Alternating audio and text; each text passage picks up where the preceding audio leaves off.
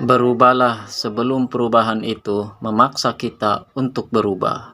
Mari kita mulai.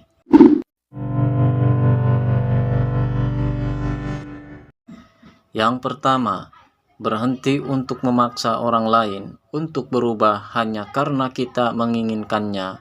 Seringkali kita merasa tergoda untuk memaksa orang lain untuk berubah, terutama jika kita merasa bahwa mereka itu tidak memenuhi harapan kita. Namun, kita harus pahami bahwa perubahan hanya terjadi ketika orang tersebut memilih untuk berubah secara sendirinya, dan bukan karena dipaksa oleh orang lain. Memaksa orang lain untuk berubah hanya akan membuat mereka merasa tertekan dan tidak nyaman. Hal ini dapat menciptakan jarak atau bahkan dapat merusak hubungan yang sudah terjalin. Oleh karena itu, sangat penting untuk memberikan dukungan dan motivasi kepada orang lain untuk memilih jalan mereka sendiri. Daripada memaksakan pilihan kita kepada mereka, ingatlah bahwa setiap orang memiliki keunikan dan kelemahan yang berbeda-beda. Kita harus belajar untuk menerima mereka apa adanya dan memberikan dukungan tanpa mengharapkan mereka untuk berubah. Jika seseorang memilih untuk berubah, biarkan mereka melakukannya secara alami tanpa tekanan dan tanpa paksaan dari kita.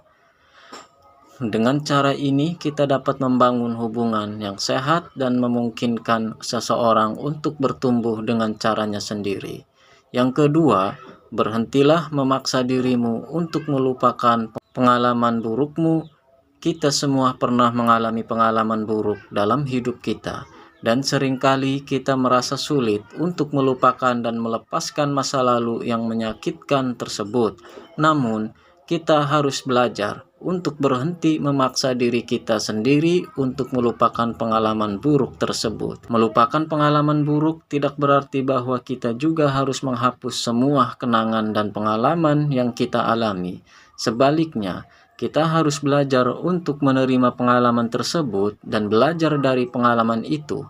Setiap pengalaman buruk dapat mengajarkan kita pelajaran berharga tentang diri kita sendiri dan hidup yang lebih baik jika kita terus memaksakan diri kita untuk melupakan pengalaman buruk.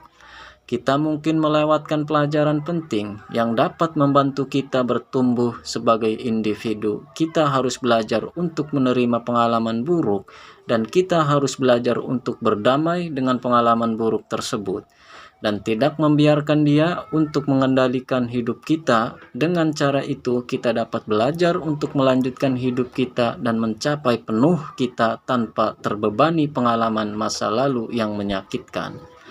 Yang ketiga, berhentilah memaksa orang lain untuk sembuh.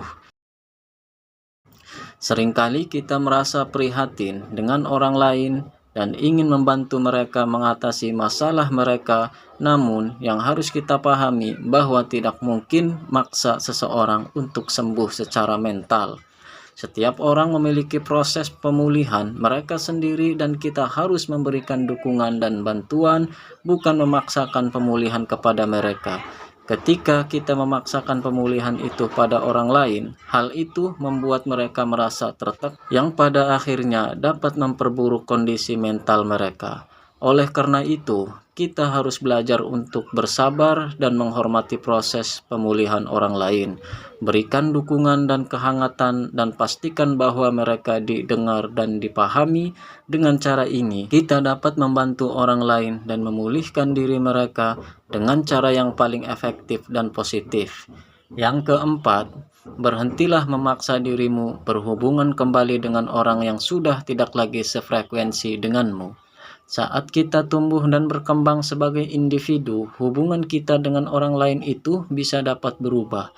Terkadang orang-orang yang dulu dekat dengan kita tidak lagi sefrekuensi seperti sebelumnya.